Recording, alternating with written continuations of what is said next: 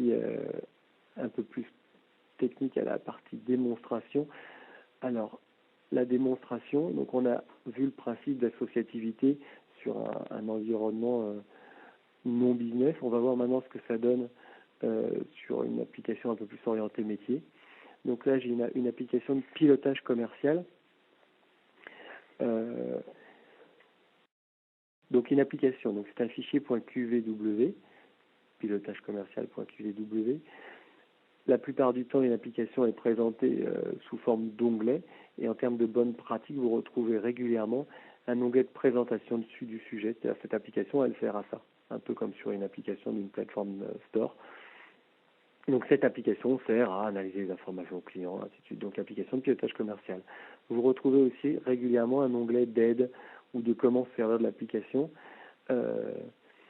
Cet onglet-là présente, en fait, c'est le manuel utilisateur pour le consommateur final. Dans ClickView, on dit qu'il n'y a pas besoin de formation. Alors on va un peu préciser cette phrase.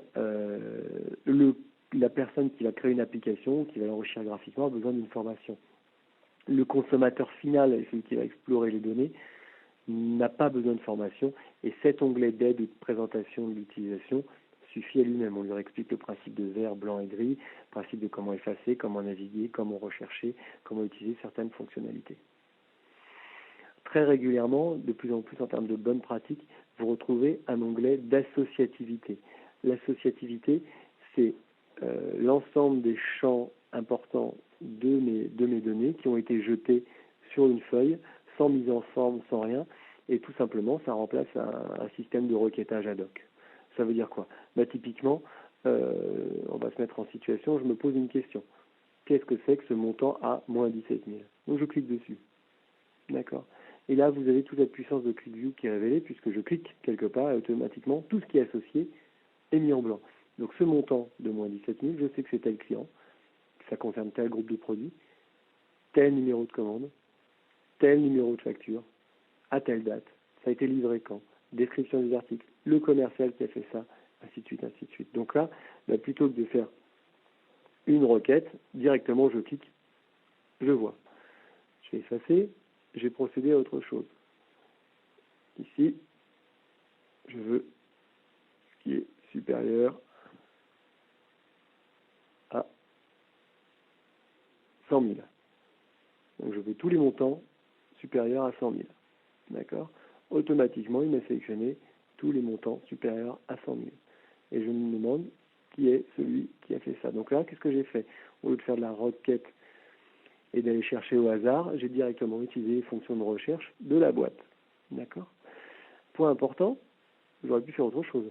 C'est-à-dire qu'au lieu de faire une recherche monocritère, je me mettais dans l'outil de recherche global et là, il va balayer toute l'application afin de me renseigner sur ce que je recherche. Typiquement ici, je cherche un client qui contiendrait cette chaîne de caractères. Donc je tape automatiquement, en fonction de ce que je tape, il va affiner. Je recommence pour bien montrer la différence. Je tape le 1, il me propose un certain nombre de champs qui contiennent cet élément. Je continue ma saisie. Au fur et à mesure, à la volée, il me affine les résultats possibles.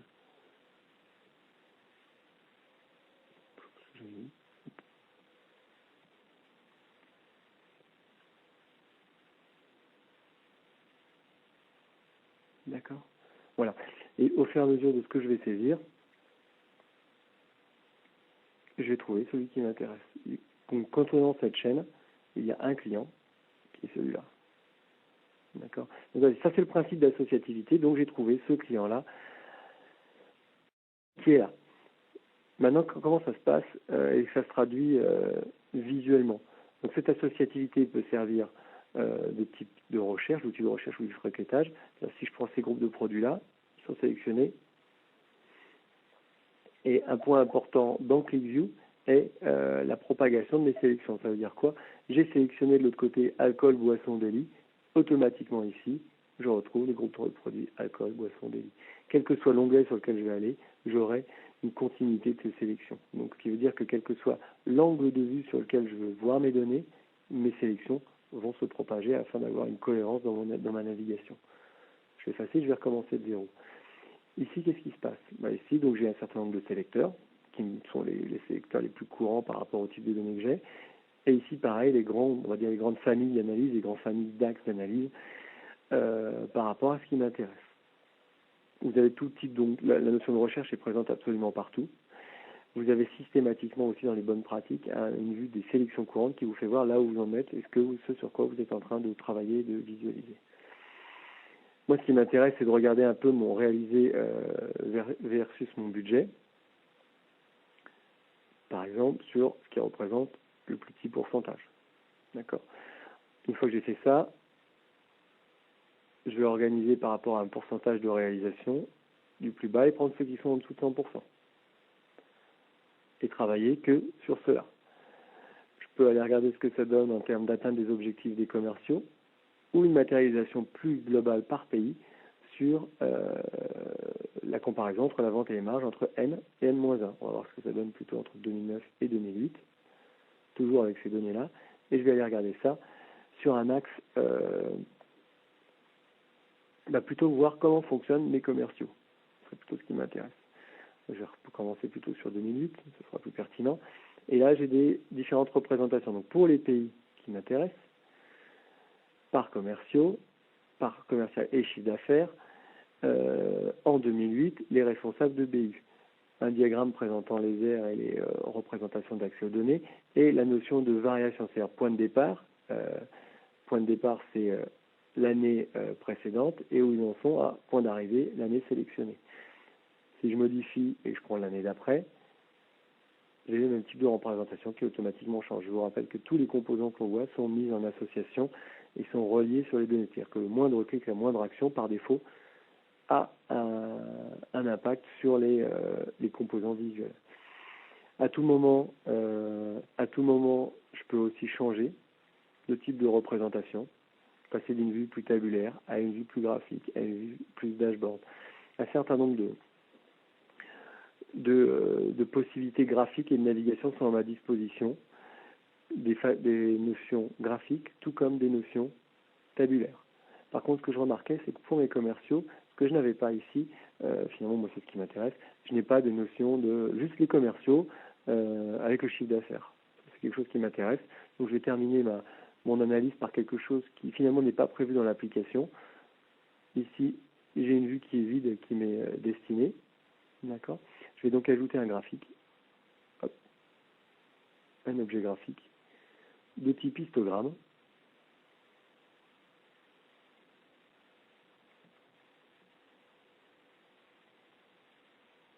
Bande par commercial. Par commercial. Donc ça, ce sera mes abscisses. Ici, je veux que ce soit une somme du chiffre d'affaires. Hop, somme du chiffre d'affaires. Bien sûr, hein, si je le souhaite, je peux tout taper, je peux faire des fonctions beaucoup plus complexes. Le but est d'aller vite et que ce soit simple. Le titre de mon indicateur, c'est chiffre d'affaires.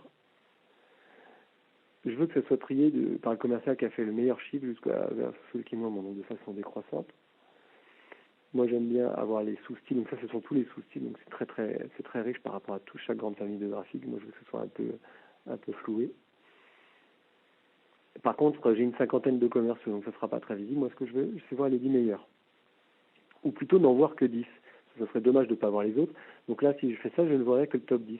Par contre, je peux demander à avoir une barre de défilement pour voir visuellement le top 10 et pouvoir défiler et voir les 40 suivants. Je pourrais rajouter des lignes de référence d'objectifs, ainsi de choses. Donc là, on a plein de possibilités fonctionnelles. Hop, les étiquettes, je vais avoir des noms de personnes, donc là, ça risque de faire un peu pâté. Donc ce que je vais faire, c'est que je vais les mettre en oblique, afin que ce soit un peu plus lisible. Les couleurs, bon, on va dire ça me va bien.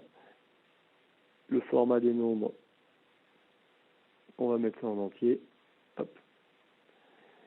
Police, on ne va pas changer. Et puis là, on a tout ce qui est présentation des bordures et autres apparences. Voilà donc mon graphique réalisé. Hop, je vais l'aligner un petit peu avec mes commerciaux triés de façon décroissante. On va juste rajouter un point afin que ça soit terminé. Dans les propriétés, je vais demander, parce que je ne sais pas trop ce que mes collègues vont vouloir, Donc je lui demande l'histogramme, c'est celui que j'ai, ou la courbe, ou le secteur, dans la barre de titre.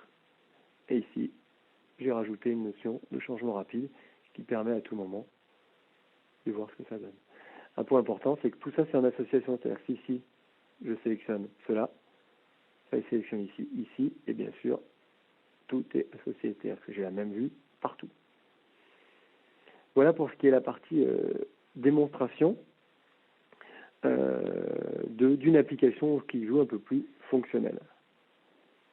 Merci Frédéric pour nous avoir présenté brillamment le principe de fonctionnement et illustré par cette très belle démonstration comment fonctionnait ClickView.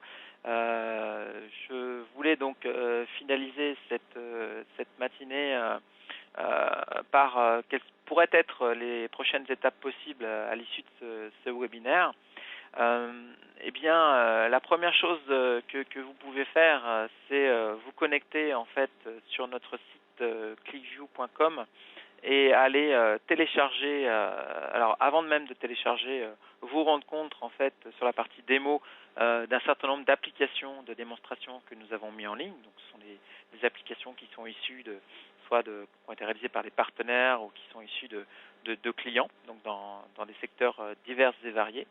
Mais vous avez également la possibilité d'aller par vous-même télécharger et tester ClickView, donc en téléchargeant la version personnelle de ClickView. Donc je tiens à préciser que la version personnelle de ClickView, c'est exactement la même que celle que vous a montré tout à l'heure Frédéric, avec la petite particularité, c'est que l'application que vous allez créer, donc le fichier QVW que vous allez créer, lui est encrypté sur votre poste de travail, donc vous ne pourrez pas en fait partager ce fichier QVW avec un autre utilisateur qui lui-même aurait téléchargé l'application ClickView.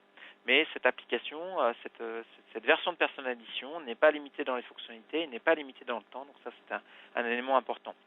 Vous pouvez également en fait vous connecter ou demander d'adhérer à ce qu'on appelle la Click Community. Donc c'est une communauté aujourd'hui de plus de 40 000 membres qui échangent régulièrement, que ce soit des aspects techniques, des applications, des exemples d'utilisation de ClickView. Il y a des forums, il y a des user groups pour échanger sur ClickView, et ce de manière complètement internationale. Enfin, un élément qui est vraiment moi qui m'a surpris quand je suis arrivé chez ClickTech et que je n'avais pas vu ça encore aujourd'hui chez un éditeur, c'est que il n'y a vraiment pas de risque aujourd'hui à choisir ClickView, puisque pendant les 30 premières journées qui ont suivi l'acquisition de ClickView, vous pouvez demander une garantie, vous pouvez demander à être remboursé si vous n'êtes pas satisfait de l'utilisation de ClickView. Ça fait partie intégrante de nos contrats. Si vous souhaitez aller plus loin parce que vous n'avez pas le temps, parce que vous n'avez pas suivi le cursus de formation pour créer votre première application ClickView, nous proposons donc cette approche dont je parlais en introduction, qui est le cible pour Seeing is Believing, donc littéralement voir ClickView pour le croire, voir ce que ça donne sur vos données, voir quelles sont les performances, qu'est-ce qu'apporte l'analyse associative. Eh bien, à ce titre, nous vous proposons donc d'intervenir sur une période généralement de 2 à 3 jours chez vous, donc sous forme d'une prestation qui est faite par nos consultants, afin de définir une première application pilote, donc un périmètre restreint avec un certain nombre d'indicateurs prédéfinis. Ça fait partie des prérequis que vous nous fournissez. Et cette première application vous permettra de vous rendre compte d'ores et déjà de la valeur ajoutée que pourra vous apporter ClickView pour répondre à une problématique. Et donc à l'issue de cette période de 2-3 jours, nous vous mettons à disposition ClickView pendant une période de 15 à 30 jours de manière gratuite pour tester et valider encore une fois que ClickView répond entièrement aux besoins que sont les vôtres et vous prouve ainsi la valeur ajoutée de ClickView.